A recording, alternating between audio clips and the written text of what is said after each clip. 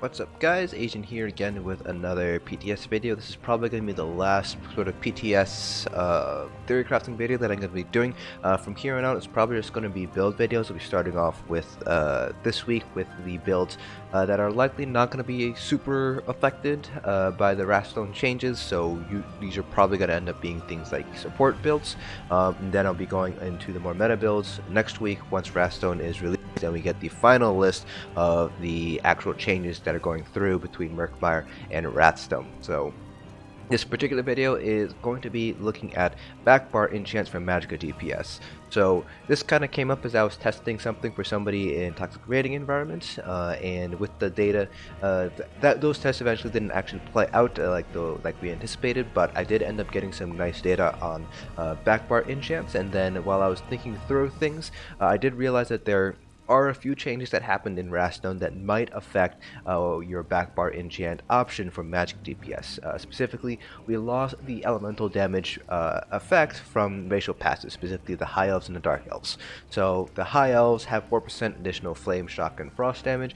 Dark Elves have that 7% additional flame damage, 2% additional frost and shock damage. So we are losing that in Wrathstone, and they are being replaced by a just flat spell damage bonus. Now, enchant damage is not affected by spell damage, so as your spell damage goes up, your enchant damage stays exactly the same.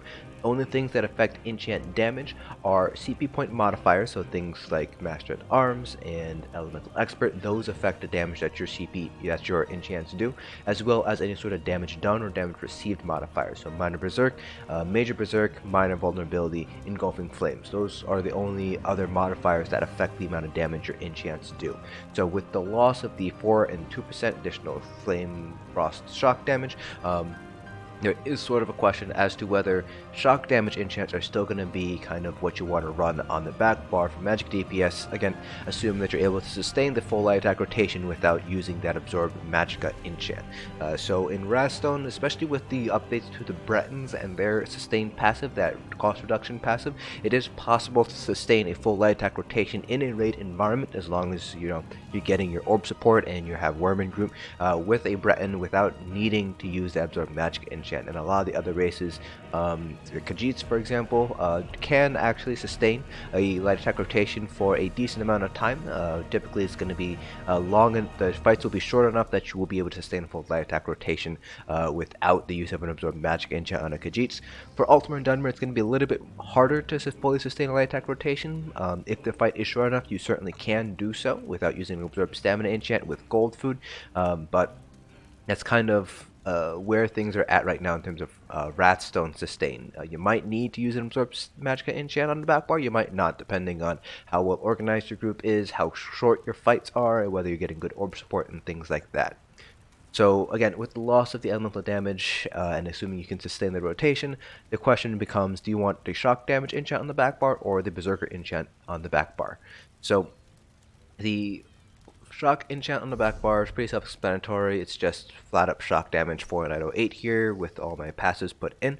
And there again, the only other thing that'll affect this is if I have Minor Berserk, or if the enemy has Minor Vulnerability, or if I have Major Berserk. Those are the only things that will affect the damage that the shock damage enchant does. Now, a weapon damage enchant increases our spell damage by 452 when it's completely infused, and that is a boost to your spell damage. So the question is, does the additional spell damage you get from running a Berserker enchant, does that outweigh the DPS you would gain from running shock damage enchant on your back bar? And so that's kind of the question that I was looking to answer. So we're going to go right over to the spreadsheet, and then I'll go over the kind of pros, cons, basically when you want to use each enchant. Of course, this is still a little bit dependent on what you want personally, your group is able of accomplishing, your root makeup, things like that, but I will go over the kind of specifics behind it. First, real quick though, I did everything on a Magicka Nightblade. I was a Breton just to kind of eliminate any sort of sustain issues here. I did use 2 pieces on, 5 pieces Auroria, so it's a 5-1-1 setup. Then Spell Stratus on the front bar, all bloodthirsty, all spell damage. The only thing I changed out was this enchant on the back bar. It was either shock or Berserker enchant. The front bar enchant was still a fire damage enchant. This is pretty much going to remain exactly the same in Wrathstone. You're still going to want that flame damage enchant on the front bar here. So, moving on now to our new spreadsheet.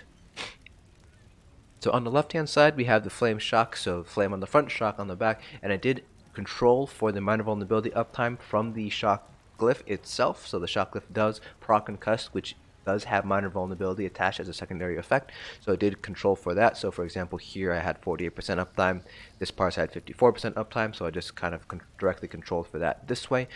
This is not necessarily indicative of what my DPS would be. This is kind of an idealized scenario, but this is very, very accurate to what it would ideally be had I not had any sort of minor vulnerability uptime. On the right hand side we had Flame Berserker. Now I do not have any minor vulnerability uptime. I was using Swallow Soul as my spamble instead of Elemental Weapon to kind of remove that minor vulnerability kind of variable here from these parses. So these parses are completely raw and obviously pretty accurate for self-buffed tests. So we can see here that the Flame Shock Enchant pulled about 47.9k and the Flame Berserker Enchant pulled about 46.9k for about a 1k DPS difference, which is slightly less than a 2% difference. Now there are a few caveats here. Again, these are self-buffed parses, so this does not represent raid scenarios entirely accurately. So for example, the Berserker Enchant on the back bar, it is affected by things like Major Sorcery and Minor Sorcery, and we do not have Minor Sorcery because we don't have a Magicka providing it for us.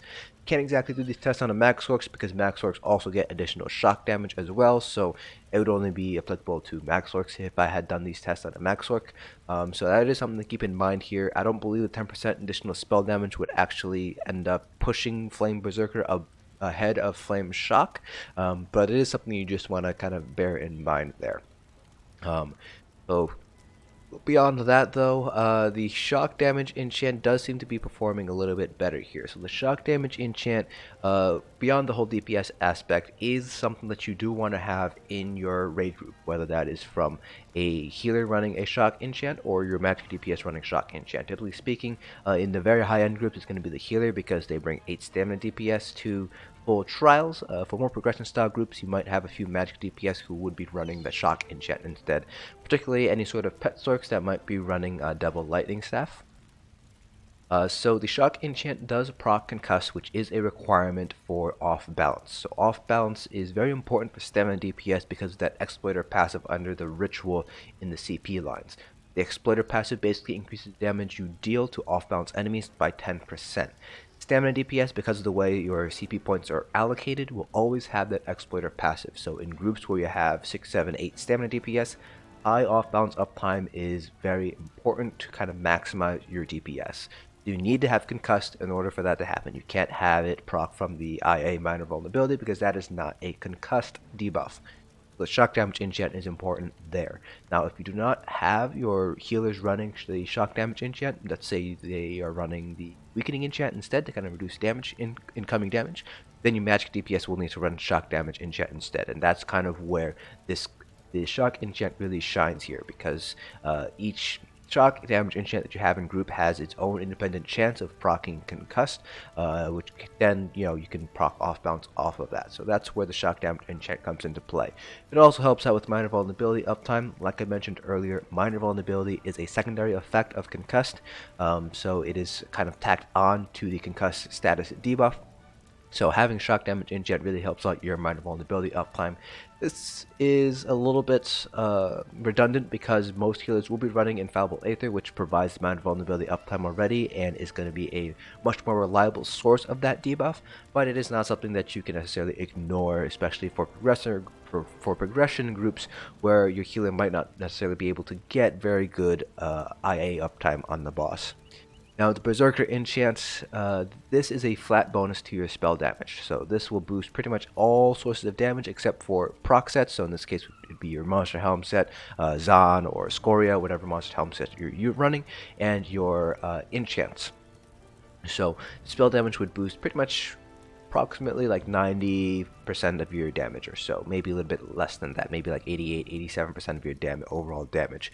So the Berserker Enchant is helpful there, and so generally speaking, the Berserk, again, you get self buff tests, so we don't have that additional 10% spell damage from Minor Sorcery, but even if we had the 10%, it might not necessarily push Flame Berserker ahead of Flame Shock here. So Berserker Enchant, while it is pretty useful, it lasts for a longer period of time compared to Shock. So Shock lasts for, it procs every 2 seconds, Berserker procs every 4.5 seconds with Infused. And the buff lasts for 5 seconds. So that's just something you want to keep in mind there. In instances where you might be caught off of your back bar for long periods of time, the Berserker Enchant will last longer. That being said, as long as you have good block 8 uptime, you will be able to proc enchants off your back bar as long as you have that block 8 down, so that's not really that big of an issue here. So my personal opinion would probably just to stick with Flame Shock, one for the concuss debuff, but 2 just because it does more single target DPS. The Berserker Enchant is definitely not a bad option, but with enchants being relatively cheap to create or buy, it's just better off just to go with that Shock Enchant. You're providing a little bit of group utility and you have a little bit of additional DPS as well. Even if Flame Berserker ends up being a little bit stronger than Flame Shock, the utility of having that additional Shock Enchant, at least to me, outweighs an additional like 500 to 1k DPS that you would get from Flame Berserk. So that is it for this video. Hopefully you guys found this informative, and I will see you guys in the next dungeon.